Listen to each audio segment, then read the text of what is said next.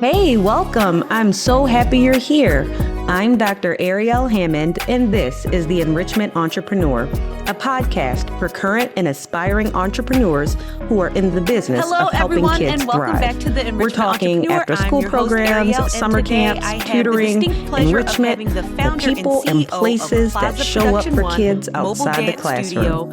I'm still building right alongside you, and that's exactly why we're here, starting her to business learn, many years grow, ago, and figure this out lessons together. she's learned along the way, and how amazing it is to share the beauty and passion of dance with young dancers.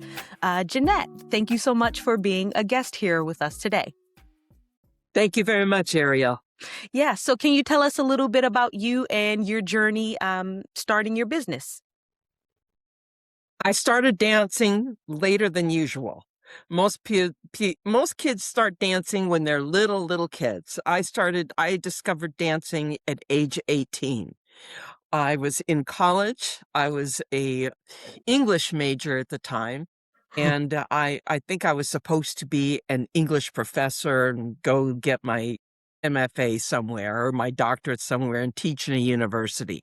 That didn't happen. I discovered the love of dance, decided to double major in dance at Loyola Marymount University, and then went on to go to California Institute of the Arts in Valencia, California. And they only took 1 out of every 80 people that they auditioned. So it was a real feather in my cap that I even got in there. Yeah. And I got in provisionally as a junior. And that meant back then, this is a conservatory. And back then, that meant that you could be asked to leave anytime. Wow. When you had twice a year, you would go in front of the board and they would let you know what they thought of you and what about your performance every day in class. So every day in class, I always had like a little knot in my stomach thinking, okay, well, am I doing well enough? And there were theater students actually who committed suicide because they were asked to leave CalArts. It was a big deal, those reviews. So, but good news is I graduated from California to the arts, and I decided that I was going to move to Hollywood and wait tables and become famous. Maybe I would go on Madonna's next world tour. Well, my father said, hey, you went to school to study dance. You decided dance is your life. If you went to school to be a dancer, you have to make a living dancing, no waiting tables. So moved home and met a woman by the name of Cece King. I think she's probably in heaven now. But she was just a housewife that had this company, Plaza Production, where she would send kids over to, or she would send dance teachers to schools. And I did that for a year, and I decided I wanted to move out of my home. I was 25. I didn't want to be living at home anymore, and decided I wanted to move to the west side of Los Angeles around Santa Monica, a little bit more exciting. So I went to Santa Monica with nothing more than a handshake with Cece King. She said, hey, send me $3 every kid you enroll. And I said, okay. So went with my little folder and my pink piece of paper with a twin star logo. Yeah, that's a great marketing ploy, right? You know, you have dads looking at a pink piece of paper saying, yeah, I'm going to sign up my kid for my son for this. And but I got into 5 preschools, and that was enough to support me. And auditioned for a local dance company, got accepted there. So between those two things, I was able to make a living for myself as a dancer. Not a very prestigious living, but a living nonetheless. And I kept always reaching out and wanting more gigs and more schools. And back then, this is the mid 80s. This is pre-internet. This is there's pre-marketing, as my son would say, when dinosaurs roamed the earth. And that's so if you wanted more work, it had to be done really manually.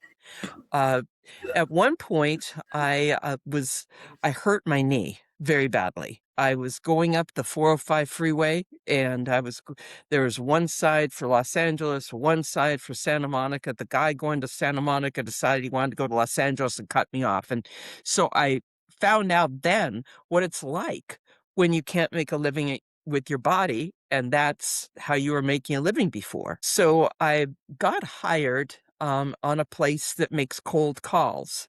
And you know those people that call with the sales calls that you just want to hang up on them? Yes. That was me. That was me.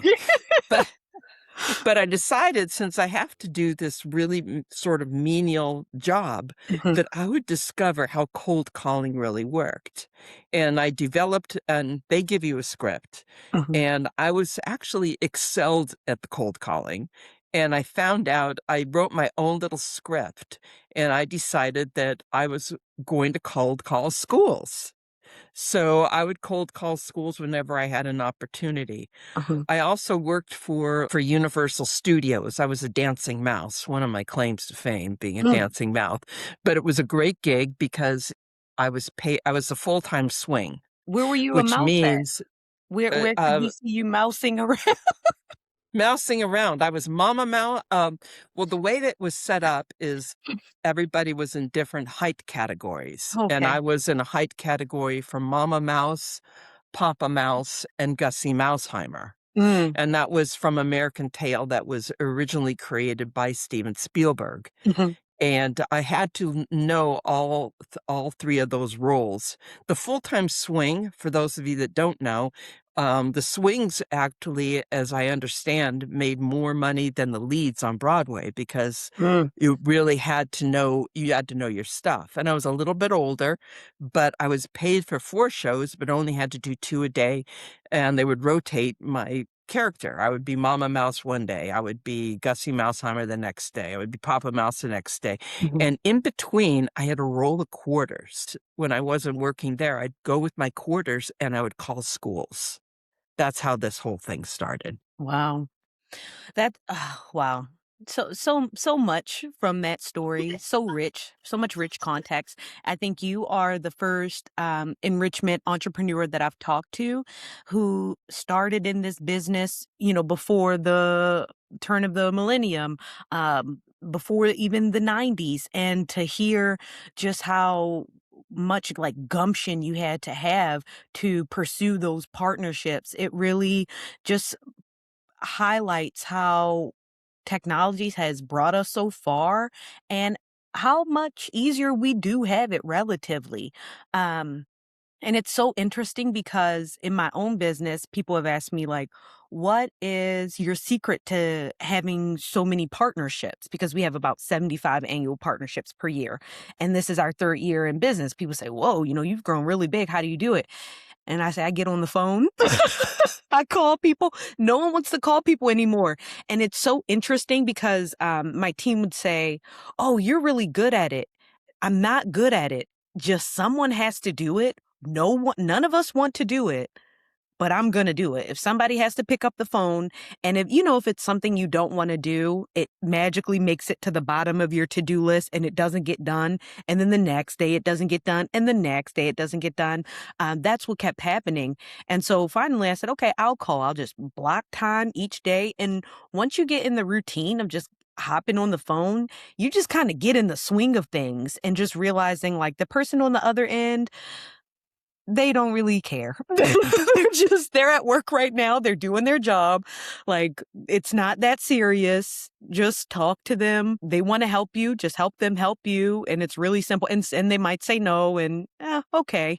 But what I found is like just talking to people on the phone is such an unfair advantage because no one wants to do it anymore. So I've had, even as recently as this year, people do not answer emails a lot of the time. They are inundated with it. So if you want to set yourself apart from the rest of the competition and you're just sending 4 emails, no one's responding, you're sending email after email, that's not setting yourself apart. What really sets you apart?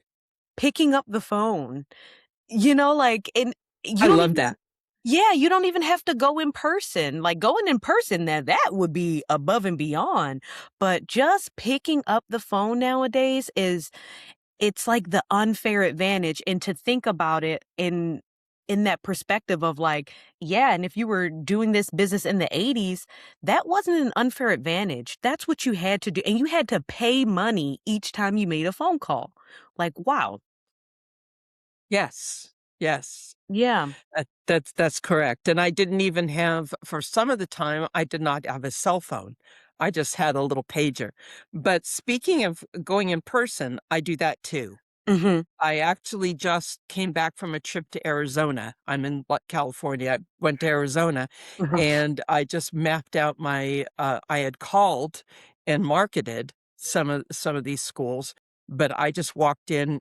I have this little tub of branded cookies, with my logo in the Oh, little smart. pail, Mm-hmm. and I just walk in with cookies, and I talk to them, and one director, or after school director that talked to me said, I'm not, I had a note, please don't reach out until June. And she said, oh, she goes, I can't talk to you about this until June. I said, you know what?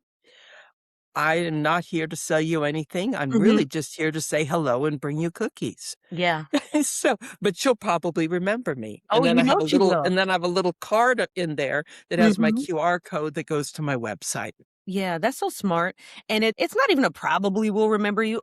For sure, she's going to remember you. Like the name of your business is going to stand out when June comes. And that aligns with how I approach things. Like I want to come bearing gifts, especially in starting a partnership, just starting on the right foot and being of service in whatever way. Right. Because as the providers of the enrichment programs, we will have to ask some things of our partners. Hey, can you share this? Can you let me know this information? And so how can we start on the right foot by giving a little value because we know we're going to receive so much value that helps our businesses thrive? Where did you get your cookies idea? It's so clever and I love it. Well, I started with just regular cookies, and I got these little pails. I mean, they're dollar store, and then my husband, who's a little handier than I am, put my uh, business card on the front, and um, and then one of my business, I belonged to a business coaching agency. For many years. And one of my coaches said, Jeanette, that's kind of unremarkable, but maybe if you could brand the cookies. Mm-hmm. And I talked to a friend of mine and I ordered my cookies. Yeah. Only thing that's tricky though, Ariel, is if you're driving in a warm environment like Arizona, you have Mm-hmm. to keep those cookies on ice because Yeah. otherwise they'll melt. And then when you're ready to go and meet the person, you pull out the allotted amount of cookies and bring them Mm-hmm. in. But I think everybody likes cookies. Right, So, right. And yeah, but I think you made a good point, though, about being of service. I mean, I did want to point out the word sales does come from a Norse word, sale, which means to serve. So when we're selling, we're really serving the people that we're coming across.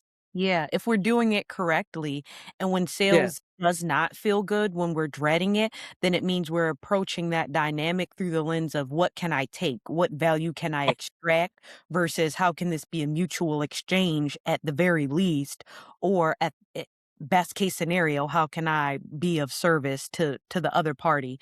Because if we went in clear with that, then it wouldn't feel those negative feelings that we think of when we think of sales in the worst way. So I love that, like to be of service. And even in your story, there are versions of the cookie wow factor. So the branded cookies, that's top level, right? But then there's entry level. You could just get some cookies, bulk, Dollar Tree. That still is going to put you head and shoulders above other options because no one's going to make a phone call. Almost no one's going to make a phone call, even that. Um, Almost no one guaranteed is going to give anything of value, especially like something physically tangible that would bring joy to the staff.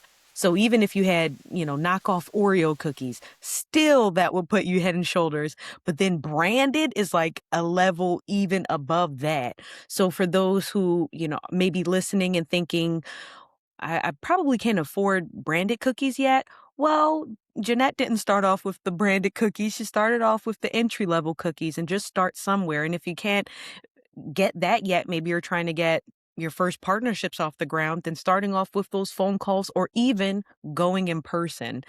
When you started Plaza Production One, you started it as a mobile dance studio and you've continued it as a mobile dance studio. Can you walk us through your decision to keep this business as a mobile business? Since a lot of people in the space, when they have dance businesses, they choose to have the studios. So I'm interested in what makes the mobile model the best choice for your business. The mobile model just has to do with my mission. And my mission is to bring dance to children that otherwise wouldn't receive it.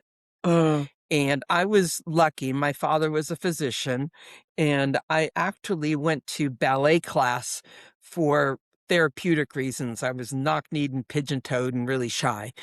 But my mother was a stay-at-home mom, back in those days. She took me by the hand to the dance studio. Well, how many people do you know, Ariel, moms and dads, where one person is at home? Right. Almost none, I mean, in most cases, mom and dad are both working. And Saturday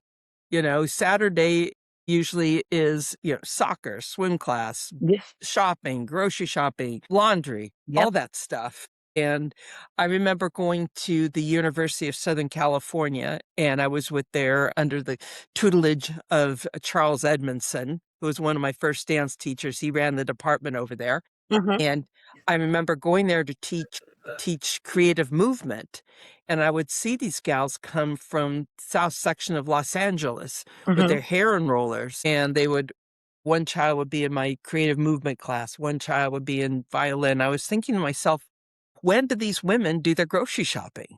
When do they do their laundry? If they're sitting all day Saturday there, and then Sunday is church for many people, Yeah. then when does that happen? So instead of people bringing the kids to a dance studio, which is generally more expensive, I Mhm. bring the dance studio to them. Yeah.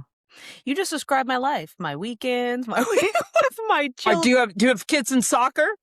Yes, one of them is in soccer, and it's on Saturdays. And Of yeah, we course, have there's a violin saying stuff over and here at AYSO, all your Saturdays are gone. Yes. yep. And even some group violin classes on Saturdays and swim lessons and then church on Sundays and the work week jam packed. Yeah. So that is very astute, like recognizing the reality of those paying customers, their time and schedule constraints, and meeting them where their schedule best allows for services to be delivered. And so yeah, that makes a lot of sense. What do you think is a key to staying in this business as long as you have? Because we know that most small businesses in the United States close within the first 5 years. Um, and for kids enrichment business owners, the rates are even higher. So it's pretty rare that someone is able to stay in the business for decades. So what do you think is a key to your success and your ability to stay in it so long? I think continuing to provide value. Mm. We have a dance recital at the end of the school year so parents can come and see their kids. We have human beings answering the phone. We don't have bots. I always reach out to my directors and principals Mhm. and form relationships with them. They're not just somebody I shoot an email to. They're someone I reach out and I talk to them. I think that's a lot of it.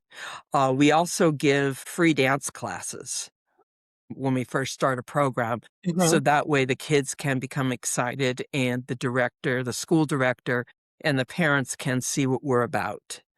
I did almost lose my business, however, during the pandemic because I'm in Los Angeles Mhm. and everything closed down. So I had to pivot, as much as I hate that word. Mhm. After the pandemic, I had to do online classes, but we stuck it out in spite of the difficulties, and came through and survived. Yeah.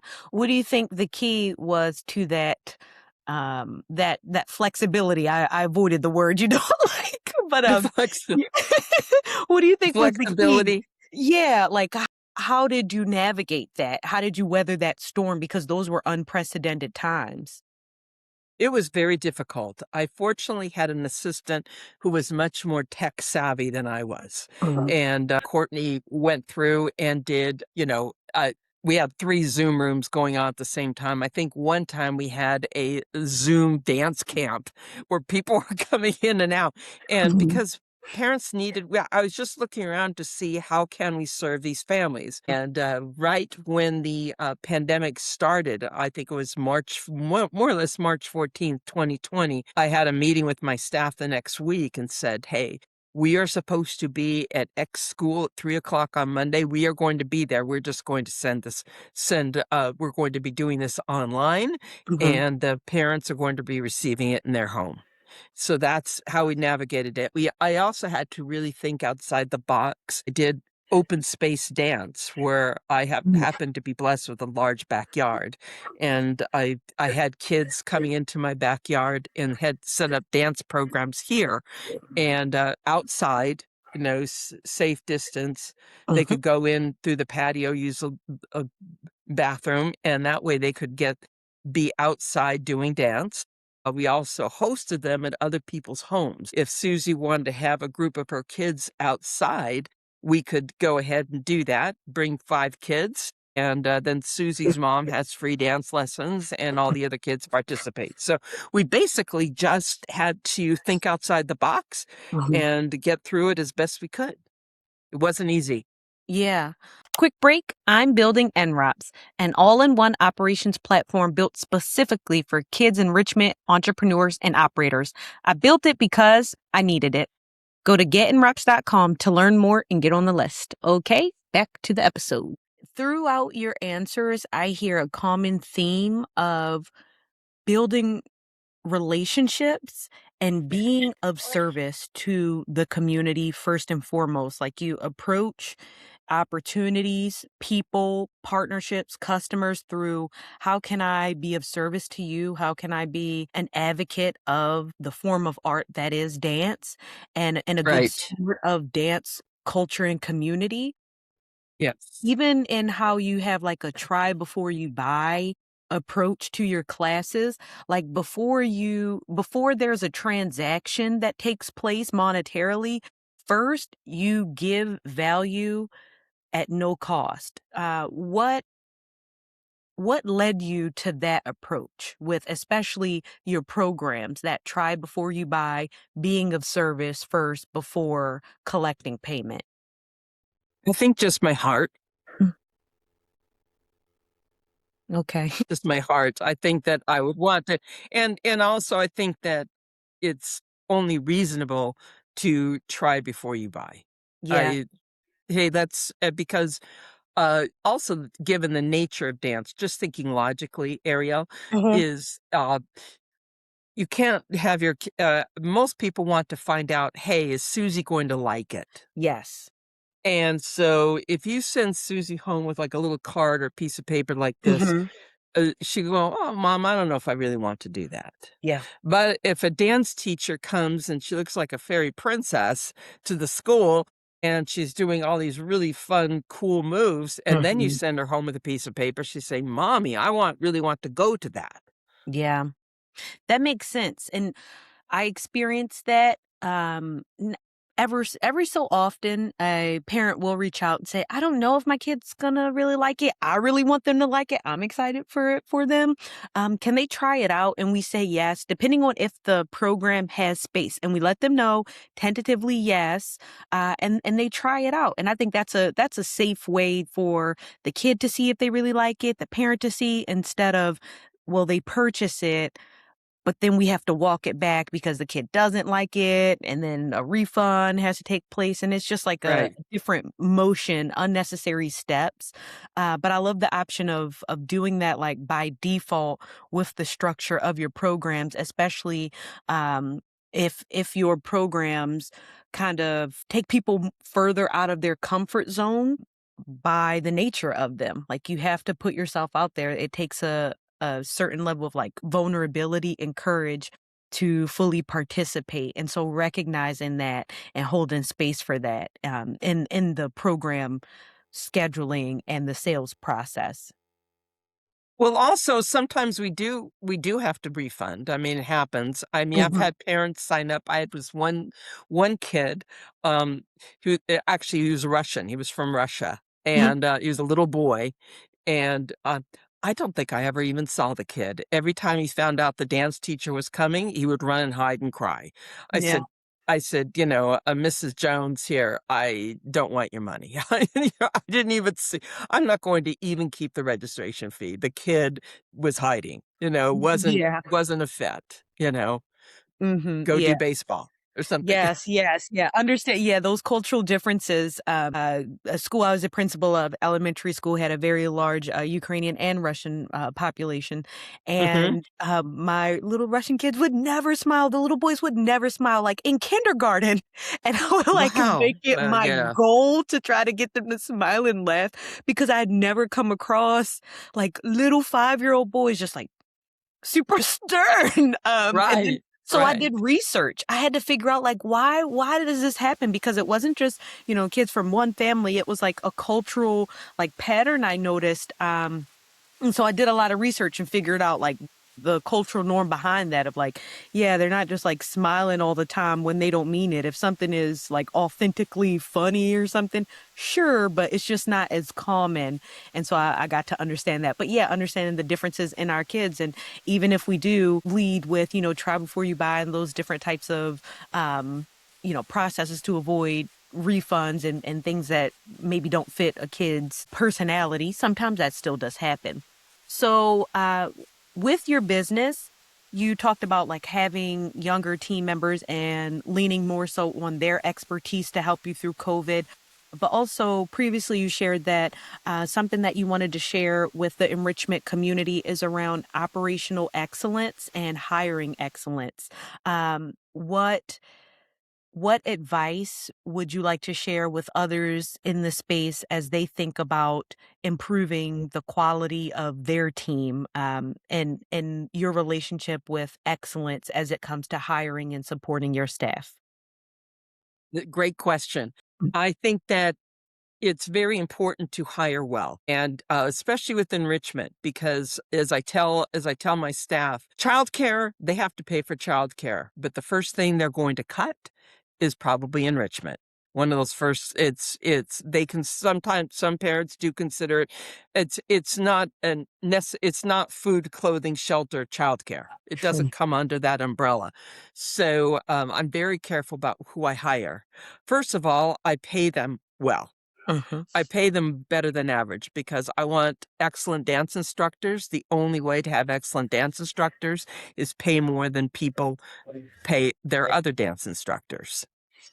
Yep. Truth. And when my process, I will even share my process with you, Ariel, is that if we're interested in them, we send them an intake form. If they do not fill out the intake form correctly, that shows me, or they don't bother to fill out the intake form, it shows me that they have a lack of commitment Mhm. and they can't follow directions.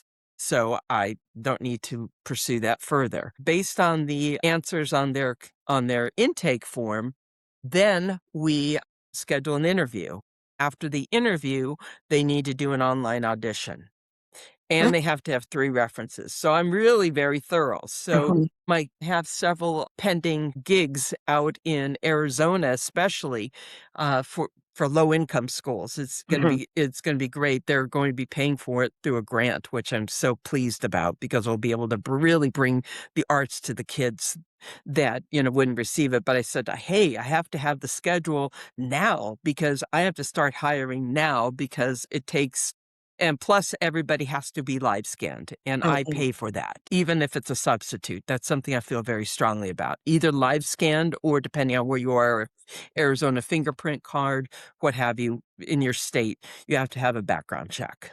I appreciate you sharing more about your process and what you've learned throughout the years, gets the best candidates through the door and kind of weeds out those who aren't very serious. Because we know that in kids enrichment, we have higher than average turnover Instructors quit, 1 in 3 new hires quit within the first 90 days in our industry. So turnover is rampant. It's an issue. And any of those things we can do to just tip the odds a little bit in our favor, to know if someone's serious or to ease the friction of the hiring process, then yep, let's do those things. Another, as you mentioned, having an intake form. So just that extra step that shows like, hey, you didn't just kind of click, click, click, click, easy apply, and then you're not really going to take this serious, but you're willing to take an extra 5, 10, 15 minutes to do a form. For us, we've added the reference check form to the pre-interview stage, because once the interview is over, we found that it's like pretty clunky to then say, okay, now we want to check your references, give us all this info. Then it takes a day or two for them to get us those. Then we have to check with the people, and that just adds like a week. So if before the interview, as part of that pre-interview, like kind of like an intake form, that they provide those for us, then that's the step for us to know that they're serious and to more quickly on board on the back end. So yeah, those tips definitely help with getting the best, most consistent talent on board to work with our kids. Yeah, I do. I do the references afterwards because sometimes I have questions regarding the audition they had, like their teaching style. And I need to Hmm. see it first before I call the references and say, hey, does she Yeah. have a trouble with control? Or just so does Miss Susie, is she always quiet like this when she teaches, or does she Hmm. become more outgoing? So I need to see it, even though it takes more time. I need to Yeah. see it. Yeah, no, we just collect the form of who their references are. We don't check them though. We only check Oh, them if okay. You we collect want the to form. hire. Okay. Yeah, That's just to good. even, because we notice that it takes a couple of days for people to check with their references, make sure the email is still the right email, get their cell phone number, to get those Mhm. 3 for us, and we mandate that That's 2 a are good from. idea. I like that. Yeah. I like having a form because I've had people text them to me and stuff. I'd like to have an intake form that say, hey, what are your 3 references? I think that's an excellent idea. What Mhm. form of enrichment do you work with, Yeah, so Ariel? my business, Journey to STEAM, we run STEM programs for elementary age Oh, kids. that's So right. That's yeah, right. yep, That's right. coding, Lego, and robotics programs. Yeah, that's Yeah, good. so opposite ends a little bit, but we try to incorporate some movement into our programs as well, because kids need to get the wiggles out. That's very, very true. Yep. Very true. Yeah. So you've been in the business for a while, and one thing you wanted to talk about was operational excellence, and excellence in instructors being very important in having a good reputation, and being successful in this business long term. And I fully agree with you there. I also pay above um, what is standard in the industry for instructors, because, like you said, we need the best people, and we need to stand out from other opportunities that they have for, to teach an after school program or a camp. Like, I want you to choose my program if you're the best instructor. And so how do I signal to you that you should apply to mine? First and foremost is I'm going to have higher pay.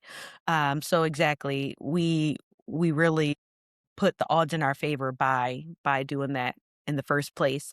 I also wanted to talk about cash flow.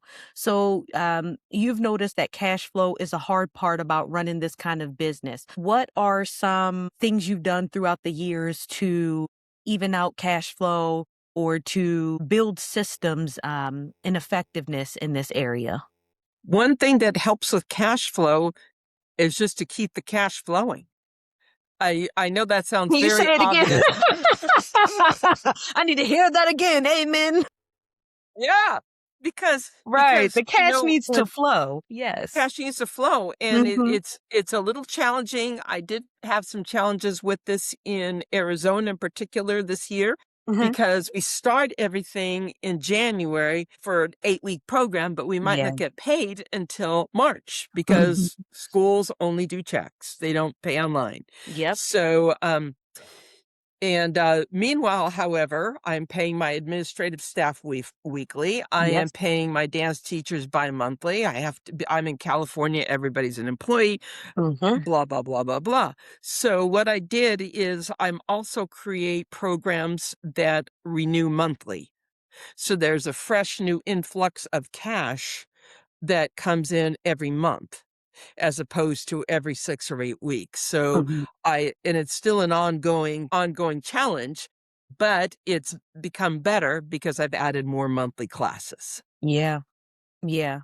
Yeah, that's the number one thing to address, that that struggle for us operationally with cash flow is like keep that cash flowing. And it's hard to hear. But if it's hard to hear, then that means we need to hear it, you know? It is Sometimes hard to hear, yeah. but if you have things that renew on a monthly basis as well as a semester basis, as well as an Mhm. 8-week basis, it's different revenue streams Yep. really help us keep going. Yeah. And I've experienced those differences in parent paid programs that are paid up front versus contracted programs and schools and districts, right? They pay after services. Sometimes I do in the contracts and the agreements, I do try to set it up like payment due before the first day. Some people go with it.